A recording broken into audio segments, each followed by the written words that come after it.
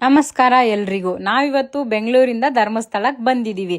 So ಎಲ್ಲರೂ ಹೇಳ್ತಾ ಇದ್ದಾರೆ, ನ್ಯೂಸಲ್ಲೂ ಹೇಳ್ತಾ ಇದ್ದಾರೆ, ಮಳೆ ಇದೆ, ಲ್ಯಾಂಡ್ ಸ್ಲೈಡಿಂಗ್ ಇದೆ, ಮರಗಳೆಲ್ಲ ಬಿದ್ದೋಗಿದೆ, ಹೆವಿ ಮಳೆ ಇದೆ, ರೋಡಲ್ಲೆಲ್ಲ ನೀರು ನಿಂತ್ಕೊಂಡಿದೆ ಅನ್ನೋ ಥರ ರೀಲ್ಸ್ ನೋಡಿದ್ರೆ ಬರಲೇಬಾರ್ದಪ್ಪ ಸದ್ಯಕ್ಕೆ ಧರ್ಮಸ್ಥಳಕ್ಕೆ ಅಂತ ಅನ್ನಿಸ್ತಾ ಇದೆ. ಬಟ್ ನಮಗೂ ಅದೇ ಥರ ಅನ್ನಿಸ್ತು. ಆದರೂ ಧರ್ಮಸ್ಥಳದ ಮಂಜುನಾಥ ಸ್ವಾಮಿ ಕರೆದ್ರೆ ನಾವು ಬರದೇ ಇರ್ತೀವ, ಅದಕ್ಕೆ ನಾವು ಬಂದ್ಬಿಟ್ವಿ. ನೋಡೋಣ ಏನಾಗುತ್ತೆ, ಸ್ವಾಮಿ ನಮ್ಮನ್ನು ಕಾಯ್ತಾರೆ ಅಂತ. ಸೊ ಆವಾಗ ಬಂದು ನಾವು ನೋಡಿದ್ರೆ ನಮಗಂತೂ ತುಂಬ ಖುಷಿ ಆಯಿತು. ಯಾಕಂದರೆ ಜನ ಇರಲಿಲ್ಲ ನೋಡಿ. ನೇತ್ರಾವತಿಲಿ ನಾವು ಕೈಕಾಲು ಮುಖ ಎಲ್ಲ ತೊಳ್ಕೊಂಡು ಜನ ಎಲ್ಲ ನೋಡ್ತಾ ಇದ್ವಿ. ಒಂದು ಸ್ವಲ್ಪನೂ ಜನ ಇಲ್ಲ, ನಾರ್ಮಲ್ ಆಗಿ ಸ್ವಲ್ಪ ಜನ ಮಾತ್ರ ಇದ್ರು ನೋಡಿ. ನೀರೂ ಅಷ್ಟೊಂದೇನಿಲ್ಲ, ಸ್ವಲ್ಪ ನಾರ್ಮಲ್ಗಿಂತ ಒಂದು ಸ್ವಲ್ಪ ಜಾಸ್ತಿ ಇರ್ಬೋದೇನೋ ಅಷ್ಟೇ. ಅದಕ್ಕೆ ಬಿಟ್ಟರೆ ಅಷ್ಟೊಂದು ನೀರು ಹೆವಿ ನೀರೇನಿಲ್ಲ.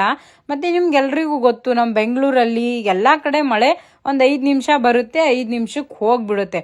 ಅದೇ ಥರ ಅದಕ್ಕೂ ಮತ್ತೆ ಹೆವಿ ಮಳೆ ಏನಿಲ್ಲ, ಆ ಥರ ಬರಲೇಬಾರ್ದು, ರೆಡ್ ಅಲರ್ಟು ಅನ್ನೋ ಥರ ಏನಿಲ್ಲ, ಆರಾಮಾಗಿ ಬರ್ಬೋದು. ನಾವು ನೆಮ್ಮದಿಯಾಗಿ ಬಂದ್ವಿ. ಟ್ರಾವೆಲ್ ಎಲ್ಲ ಚೆನ್ನಾಗಾಯಿತು.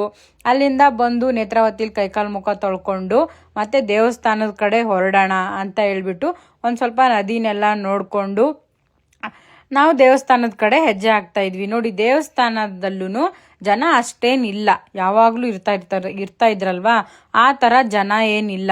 ಎಲ್ಲರೂ ನೆಮ್ಮದಿಯಾಗಿ ಆರಾಮಾಗಿ ಸುಗಮವಾಗಿ ದರ್ಶನ ಮಾಡಿಕೊಂಡ್ರು. ನೋಡಿ, ನಾವು ಲೈನಲ್ಲಿ ಹೋಗ್ತಾ ಇದ್ದೀವಿ. ನಾವು ಯಾವುದೇ ರೀತಿಯ VIP ಟಿಕೆಟು ಯಾವುದೇ ರೀತಿಯ ಟಿಕೆಟು ತಗೊಂಡಿಲ್ಲ. ನಾವು ಆರಾಮಾಗಿ ಜನಗಳೆಲ್ಲ ನಾರ್ಮಲಾಗಿ ಎಲ್ಲೋ ಹೋಗ್ತೀವಲ್ವಾ, ಅದೇ ಥರ ನಾರ್ಮಲ್ ದರ್ಶನ ತಗೊಳ್ಳೋಣ, ನೋಡೋಣ, ಇದು ಒಂದು ಎಕ್ಸ್ಪೀರಿಯೆನ್ಸ್ ಇರಲಿ ಅಂತ ಹೇಳ್ಬಿಟ್ಟು ನಾರ್ಮಲಲ್ಲಿ ಬಂದ್ವಿ. ನಮಗಂತೂ ಸಖತ್ ಖುಷಿಯಾಗೋಯ್ತು. ಜನನೇ ಇರಲಿಲ್ಲ. ಆಮೇಲೆ ಲೈನಲ್ಲಿ ನಿಂತ ಮೇಲೆ ನೋಡಿ ಮಳೆ ಶುರುವಾಯಿತು. ಮಳೆ ಅಂದ್ರೂ ಅಷ್ಟು ಹೆವಿ ಮಳೆ ಏನಿಲ್ಲ, ನಾರ್ಮಲ್ಲು. ದರ್ಶನಕ್ಕೆ ನಾವು ಲೈನ್ ಹಚ್ಚಿದಾಗ ಮಳೆ ಇರಲಿಲ್ಲ, ಬಟ್ ದರ್ಶನಕ್ಕೆ ಲೈನಲ್ಲಿ ಒಳಗೆ ಬಂದಾಗ ಮಳೆ ಬಂತು. 5 ರಿಂದ 6 ನಿಮಿಷ ಮಳೆ. ಅದಾದಮೇಲೆ ನೋಡಿ, ದರ್ಶನ ಮುಗಿಸ್ಕೊಂಡು ಹೊರಗೆ ಬಂದ ತಕ್ಷಣ ಮಳೆ ನಿಂತೋಗಿತ್ತು. ಪ್ರಸಾದ ತಗೊಂಡು ನಾವು ಕುಕ್ಕೆ ಕಡೆ